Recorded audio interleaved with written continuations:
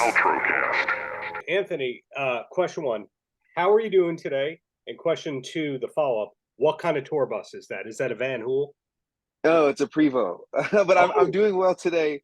And this is a Prevo. That's kind of my preferred tour bus.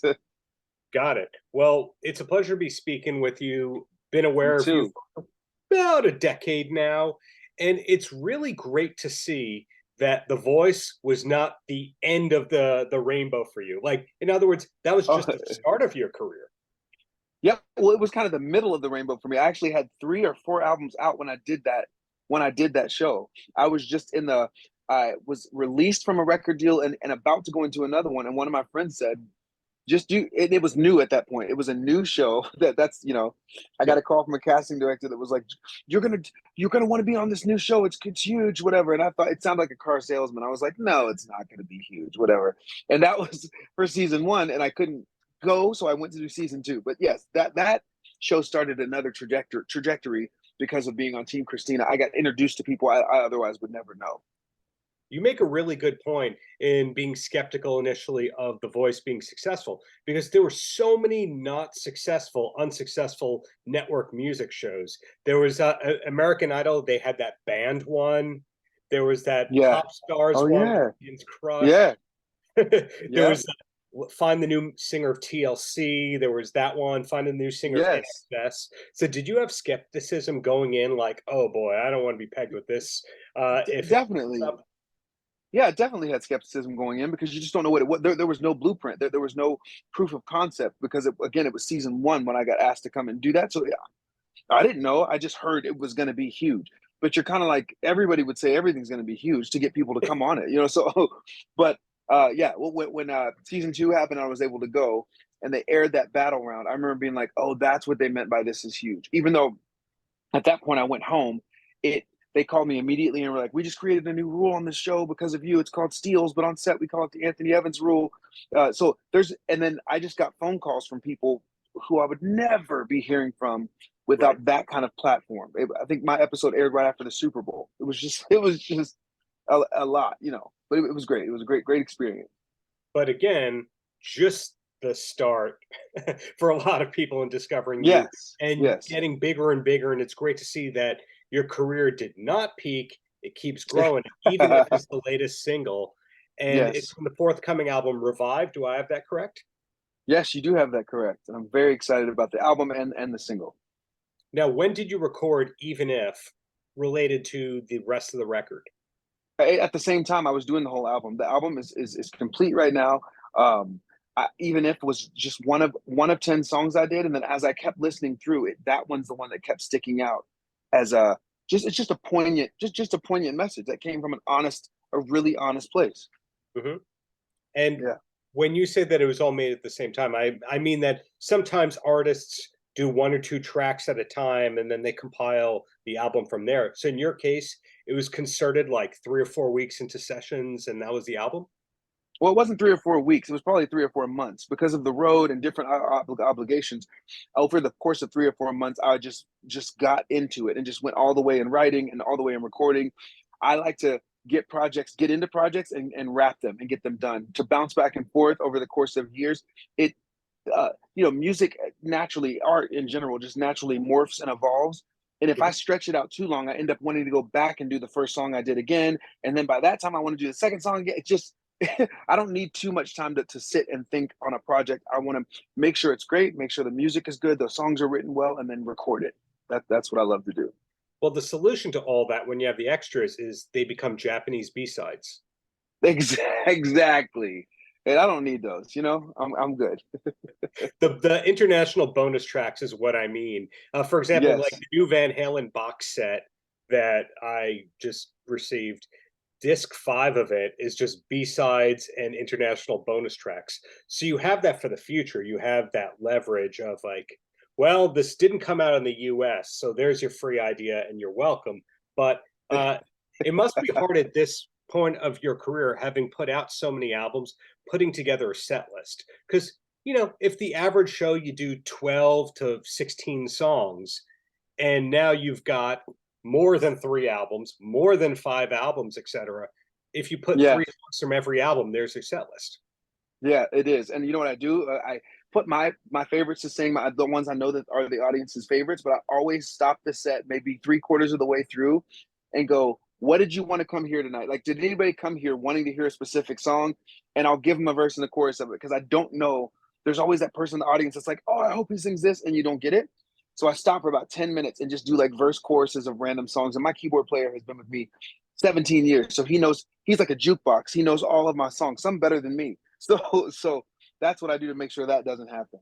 So you have the medley in there, the trick medley thing. Yes, yes. That is absolutely brilliant because then you go, hey, look, I did 30 songs. Yeah. And sometimes people don't necessarily need the whole thing. They just need to feel like you did a part of what they came for. They don't need 6 minutes of the, you know what I mean? They need a good two. They only need the 6 minutes if you have to do costume changes, and usually the way you can do that is you let the bass player take a solo or the Yeah. drummer take a solo. So Yeah, again, free advice. you know it well. Well, and thing I'm curious about you because you can do the pop thing, you can do the R&B Yes. thing, you could do the worship thing, etc. So you're very versatile. Do you have different sets that you do depending on what the function or venue is? Well, most of my time is spent in the gospel and worship area. Like when I'm on a stage, that's what it's normally for. And now the pop and R&B stuff, I get asked to do that sometimes, but that's more when I'm asked to do vocal production and work as a producer on an album. So Yeah. for the most part, the set kind of stays within a specific realm because I'm most of the time on the stage for that. There's some moments where people are like, "Yo, sing that song you did on The Voice." I'm like, if it makes sense, I'll do it, but sometimes it just doesn't make sense to add, a cover of an R&B song to a worship, to like a gospel show. It's not the best, I make the decision on the fly if it makes sense to kind of go into another realm. But most of the time I'm in that space when I'm on a stage. Do you also have that 30-minute corporate gig set that you could do? I do, but I don't Nice. do that much, but I get asked to put those together. You'd be surprised. Actually, you wouldn't be surprised because you asked. But I, yes, I yes, I have that love too. I love an awkward corporate gig where you see world-class entertainers and 12 people watching them.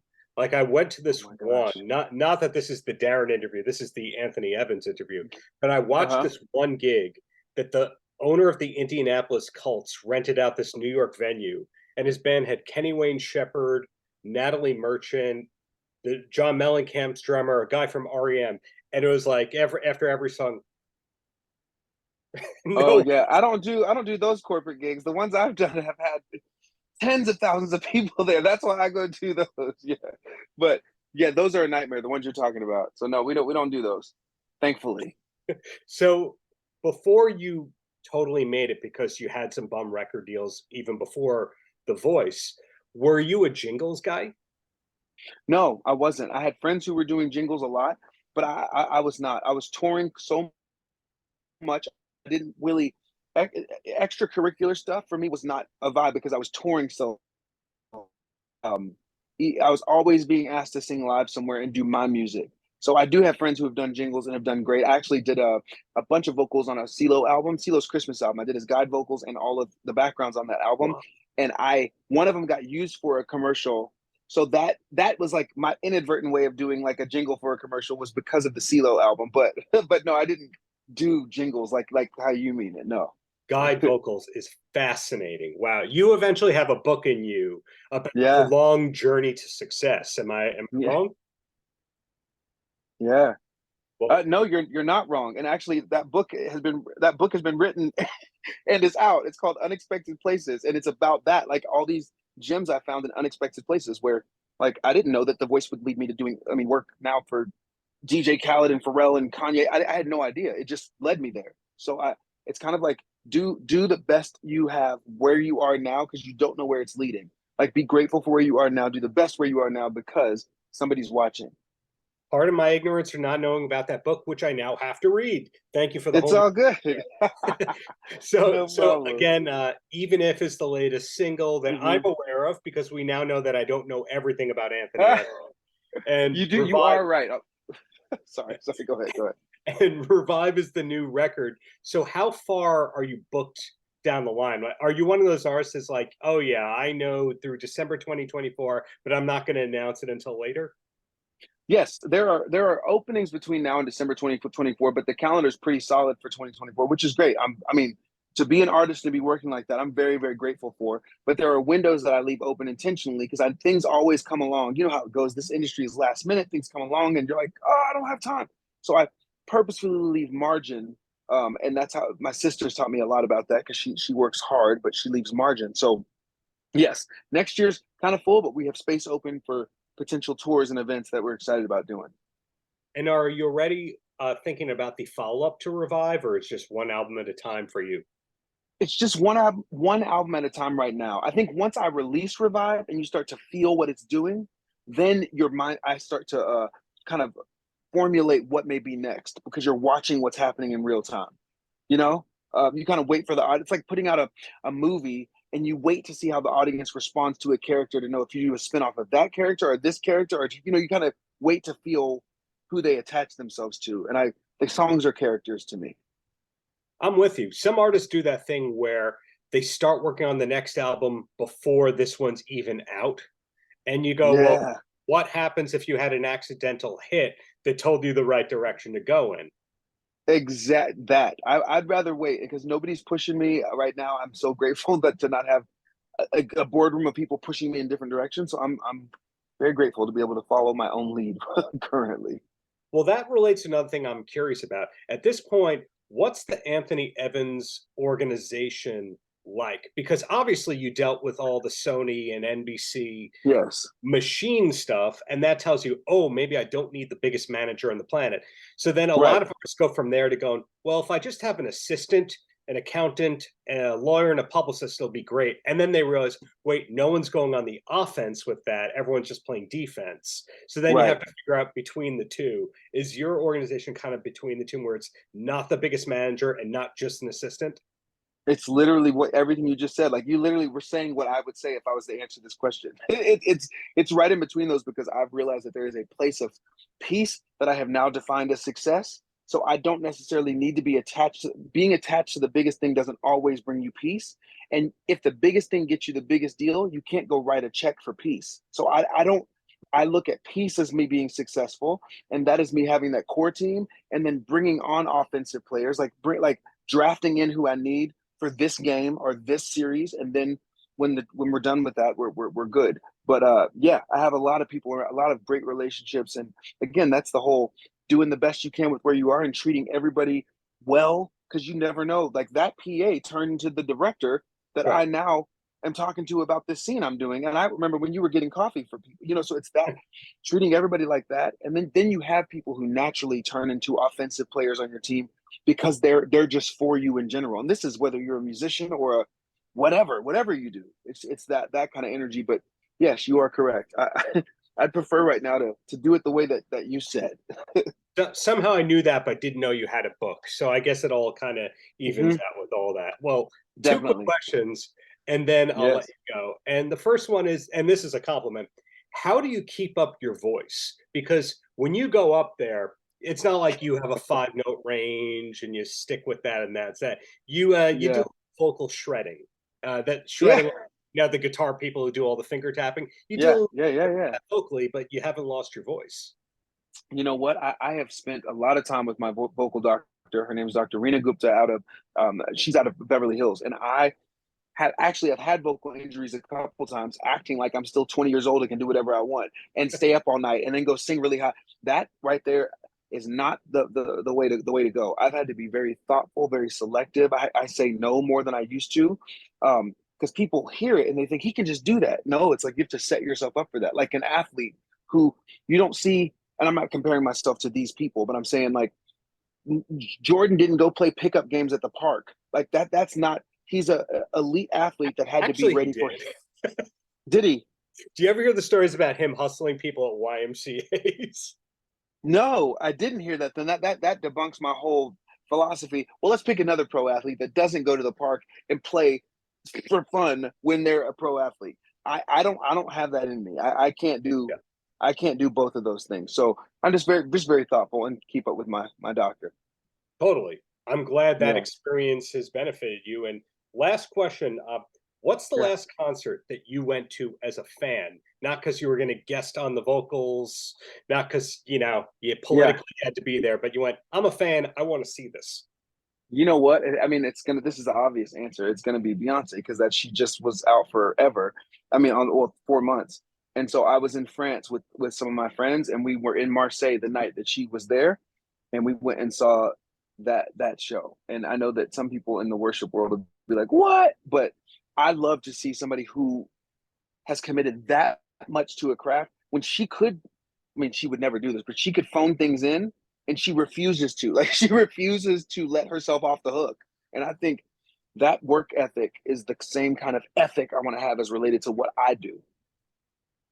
Wow. Okay. Hey, it's great to see that you can find inspiration from a variety of places and you're not just pigeonholed to it can only be gospel artists. It can come from pop, it can come from everywhere. So that's Yeah, yeah. inspirational unto itself. Absolutely. I'm open to finding inspiration in other places because I found it so.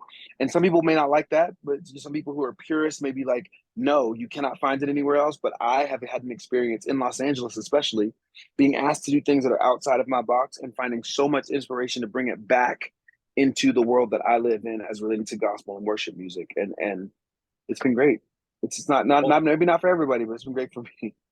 it's been great for you. That'll be your second book. It's been great for me by Anthony Evans. Well, Yeah, yeah. thank you for your time. Thank you for the great music. Hope to see you live in New York in the near future and just keep up all the greatness out there. Enjoy the Would van. love it. It's a free vote. Thank you very much, Dad. I appreciate your time. Paltrocast.